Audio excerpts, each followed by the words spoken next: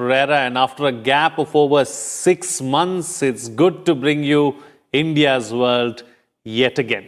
Well, the second meeting of the India-Central Asia Dialogue was hosted virtually on Wednesday by Foreign Minister S. Jaishankar and saw the participation of his counterparts from Kazakhstan, Tajikistan, Turkmenistan and Uzbekistan, and also the first Deputy Foreign Minister of the Kyrgyz Republic. Among the highlights was announcement of an additional $1 billion line of credit to India, or rather by India, for the Central Asian countries. All ministers called for settlement of the Afghan conflict on the basis of Afghan-led, Afghan-owned and Afghan-controlled peace process. According to the MEA, they also expressed similar sentiments on combating terrorism by destroying safe havens, infrastructure, network and funding channels, and underlined the need for every country to ensure that their territory is not used to launch terrorist attacks against other countries. Well, in this edition of India's World, we will analyze the second Indo-Central Asia Dialogue. Joining me on the program today are Amar Sinha, former ambassador; Ram Upendra Das, head Centre for Regional Trade, Ministry of Commerce and Industry, Government of India; and Major General Dhruv C. Katoch, retired, Director, India Foundation. Thank you to all my guests for joining me on this edition of India's World. Ambassador, let me begin the program with you first. Let's understand and try and analyze, the key takeaways, key highlights really as far as the second India-Central Asia Dialogue was concerned. Thank you for discussing this. As you said, that this was the second ministerial level meeting, but the initiative actually, we launched a policy on Connect Central Asia in 2012, which was, of course, a vision document, which was given concrete shape when Prime Minister Modi took over in 2014. If you recall, it was his first visit. He did a whirlwind tour of Central Asian countries from 6th of July 2015. I think it was in conjunction with the BRICS summit. And since then, we have paid a lot of attention, at least this government.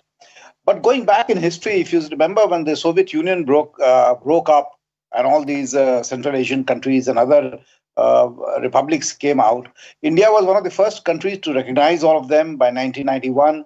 In 1992, perhaps we had the largest expansion of foreign ministry and diplomatic presence in this region, and we had opened around 9 embassies and resident ambassadors, which included 5 in all these what we call the stans, the 5 Central Asian republics.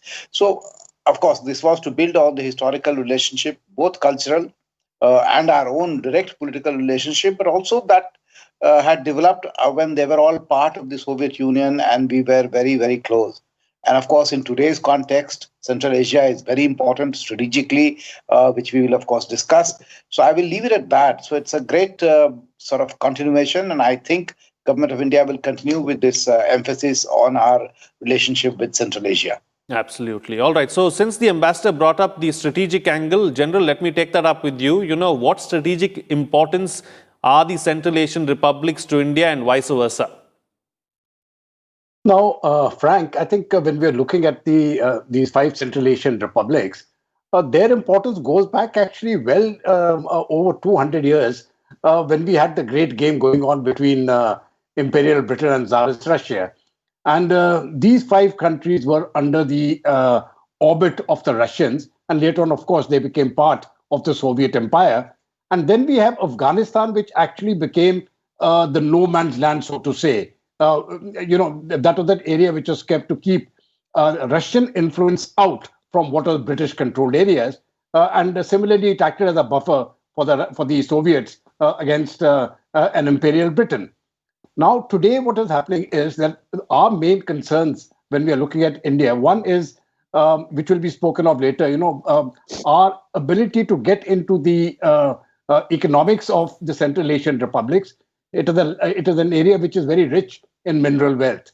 Now, we don't have access to it, right? And so hopefully, at some point of time, through the Chabahar port and the road which is going via Afghanistan, that connectivity will be built, which is not existing now. But on the other front, besides economics, if we take it, I think there is a very serious threat of when we are looking at terrorism, which was also spoken of by the External Affairs Minister in this round. Now, the problems are really that the way Islamic terrorism has spread in West Asia, and when those people start coming back and they will go into some of these areas of the Central Asian republics, this could create a problem. And I think the Russians are also concerned about any influx or any increase in radicalist thought in the Central Asian republics. That is one concern. The second thing is what is going to be the spillover of Afghanistan? Which way is that going to go? And if Afghanistan gets radicalized, if the Taliban gets back into power, which is quite possible, and it's possible on the cards, then what will happen to these? What will be the situation in the five Central Asian republics? Now, I think this is something which is a matter of concern to us. Let us remember, it is when all these five countries are taken in conjunction, we are looking at an area which is 20% larger than India.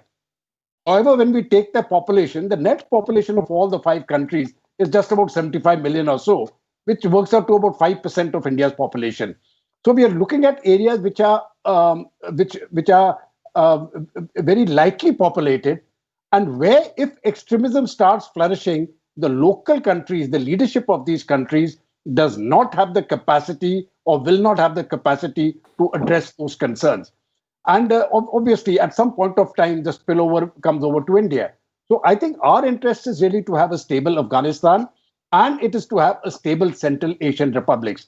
Because if stability is there in both these regions, it promotes India's interests completely. Absolutely. All right. So, Professor Das, let me bring you into the picture now. Let's talk about the economics, really, of the ties between India and the Central Asian republics from an economic point of view. How important is the relationship?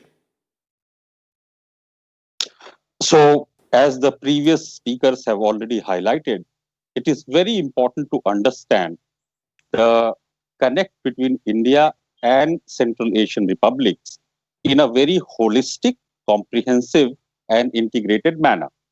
And when I say this, let me highlight the relationship or the causality between peace and economic development, because the causality between peace and economic development actually run in both the directions.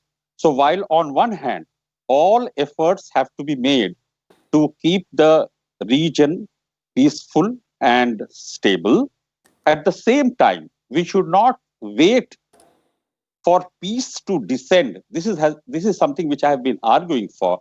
We should simultaneously integrate, connect, and interact with the Central Asian republics, as we have been doing in the recent past, in terms of trade, both in goods and services, in terms of foreign direct investments, as well as technology and human resources connect.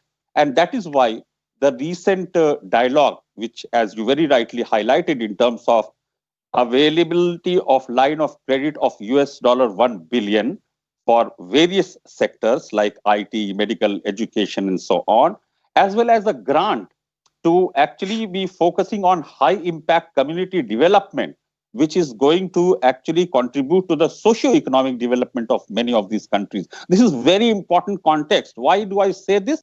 Because historically, as the previous very esteemed speakers have spoken, we have had cultural, civilizational, and even spiritual connect, be it Buddhism, Hinduism, Islam, through the Silk Route and the Spice Route, the trade and ideas and cultures actually flourished, simultaneously. And therefore, given that background and the extended neighborhood that these countries belong to, it is very important for India to, connect with these countries with the help of Iran and Afghanistan.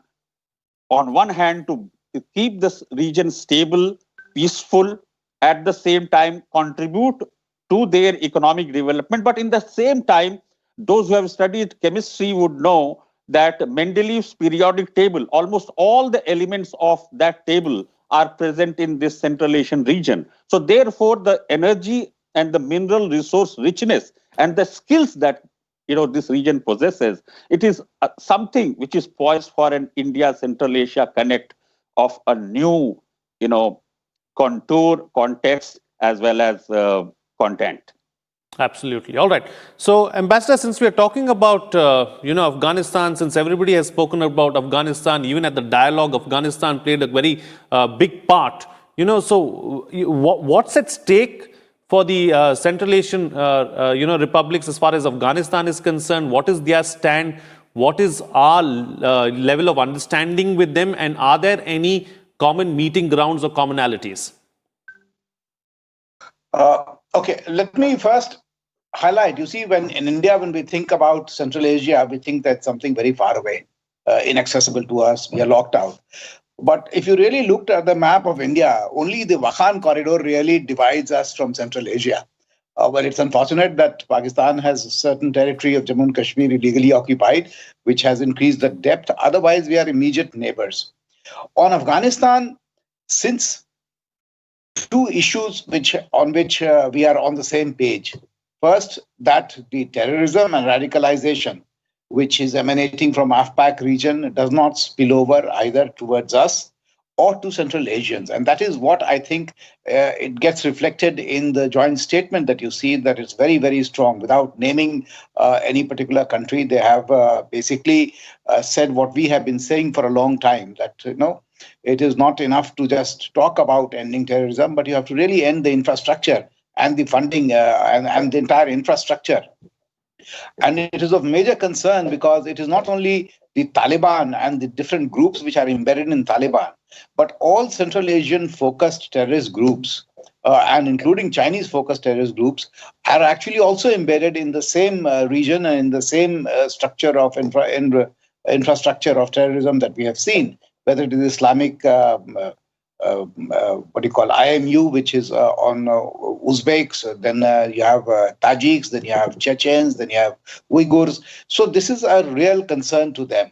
And these societies are very moderate. They are very forward-looking. They are not imbued with the same sort of radicalization, and they're very concerned. And that is why, if you'll notice, even when the civil war had taken place, or in Afghanistan, or when Taliban was in regime, all these countries were our partners of Russia and Iran, in trying to see that we help the nationalist forces in Afghanistan and bottle up the Taliban and eventually defeat them. And that is what has happened. And I think it's very timely that we got together because, of course, Afghanistan is the natural connect for these countries. The other thing that, of course, which ties up along with Afghanistan is this access to sea. You see, Central Asian countries are doubly landlocked. They are actually landlocked by countries which are their neighbors are also landlocked.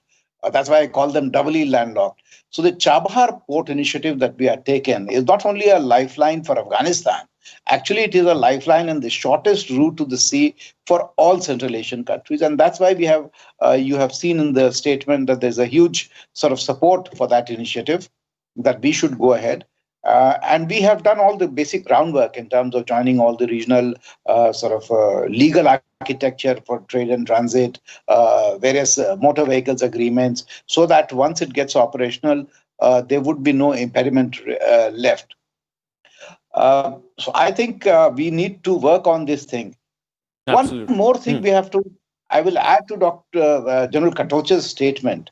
See, while Central Asia, of course, is important to us on its own, but when you see that Central Asia is really stuck between three great powers, you have Russia, of which they were part once, but on their east is also a very belligerent and expansionist China. And let's not forget, that is also of great concern. Now look at China. China's access to Central Asia is through territories that it has occupied after the formation of the PRC, while unfortunately we lost our access because of illegal occupation. So there's an irony that I see. But not only in South China Sea, we have seen that China has now made claims on nearly half of Tajikistan, the entire Pamir region, which is really the waterworks or water store of the world. Energy of not only oil and gas, but water richness of Central Asia is absolutely outstanding. And there are a lot of projects sort of on the table that how that can be converted into hydroelectricity and used for the region's benefit. So there are a lot of very sort of important issues which connect us and with which I think India should remain very engaged. Absolutely. All right. Let's talk about this particular aspect of China, and let me take that up with you, General. We'll dwell on that a little bit. As far as China is concerned, what is the level of level of influence as far as China is concerned with the Central Asian republics, and how much of a problem is that for us? No, I think Chinese influence in the Central Asian republics is considerable. For the simple reason they've got the financial clout and they have access. Now, if we simply have to do a comparison between India and China on this issue, then I'm afraid we are very, very far behind for two reasons. One, we don't have the same financial clout. And secondly, and the more important reason, I think, is we don't have that connect. Now, Mr. Das very correctly talked about civilization and other linkages, which have existed for more than 2,000 to 3,000 years. But unfortunately, without a connect, everything tends to disappear. So we are on the back foot in that particular instance. Now, what China has done, the claims which they have made to very large parts of territories, especially on the upper ridges. Now, that as the ambassador very correctly stated, they are controlling the water sources. And if you look at what China is doing, even in Ladakh and in Arunachal and in other areas on the Himalayan crestline, ultimately their aim is to control the waters. And why I want to mention this is, if you can control the waters, then where those waters flow to, the regions where they flow to, you can actually, through dams, etc., control their economies. Now, which is why China is really going for that. And they have the money. So I think as far as we are concerned, it is something Chinese influence there is a matter of great concern to us. The second thing is, which will become a great concern to us, is if these regions start getting radicalized the way Afghanistan got radicalized. Now, that has not happened yet. And I think that is a good thing.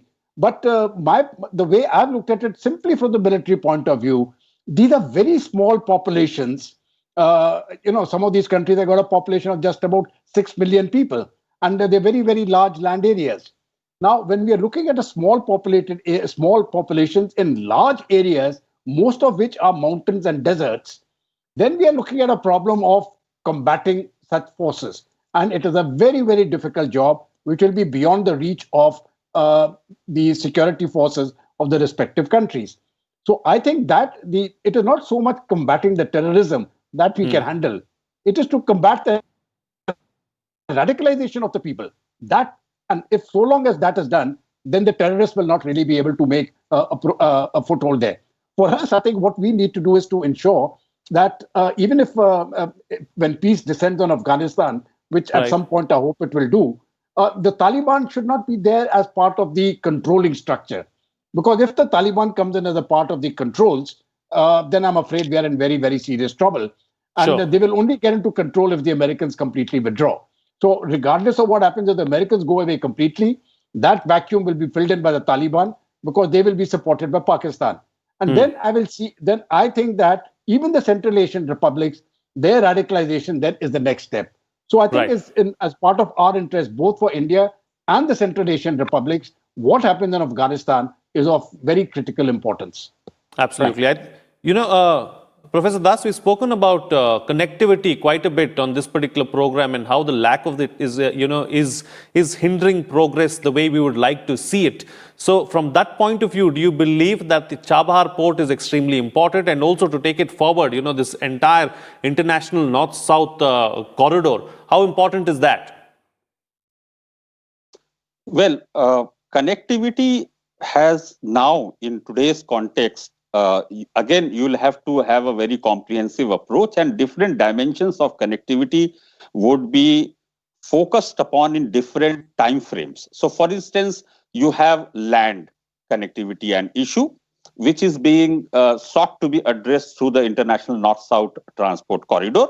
And India is present in Chabahar, also in Bandar Abbas, and within the ambit of Heart of Asia initiative, as well as Eurasian Economic Community interaction with India, on which there are some talks as far as trade agreement is concerned. These augur well to get the INSTC project in the medium to long term going. But at the same time, we have to see connectivity also from the maritime, air, and digital side.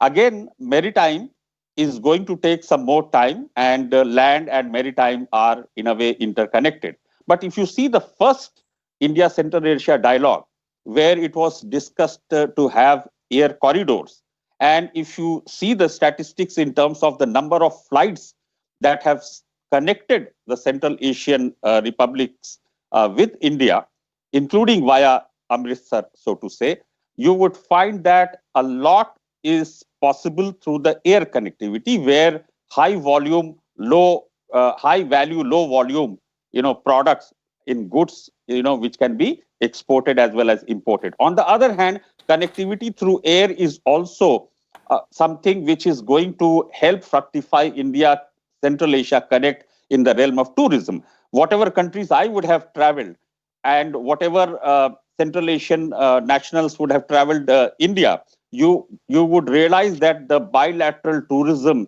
is a major area of trade in services.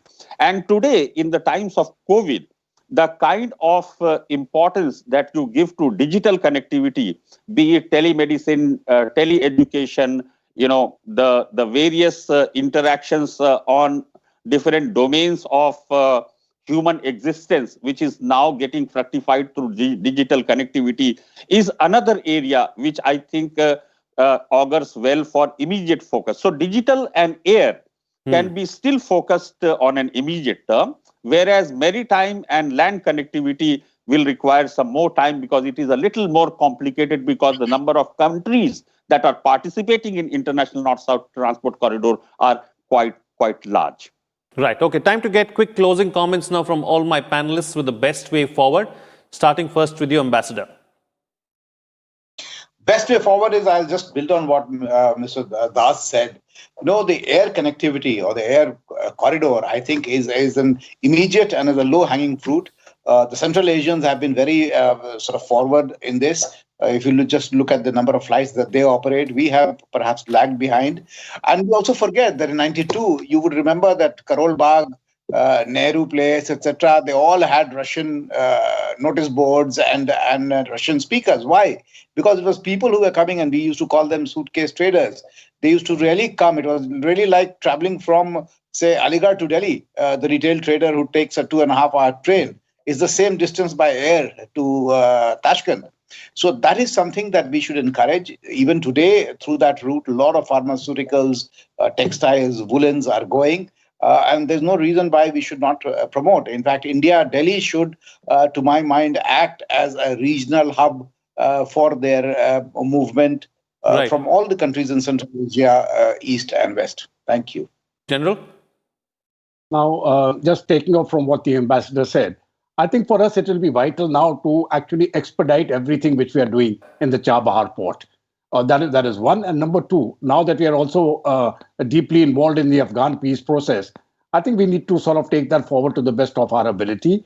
The Central Asian republics are our neighbors. And I think the way our foreign policy is moving on that direction, I think we have to simply maintain that momentum. And I think it is absolutely on the rails and on the correct lines. Frank. Professor Das, close the show for us with your concluding remarks. Well, one more thing which I would like to add, which has been missed out upon, because of lack of connectivity, we should not conclude that economic activities and economic connectivity between India and Central Asia is not possible. And one of the areas, one of the channels through which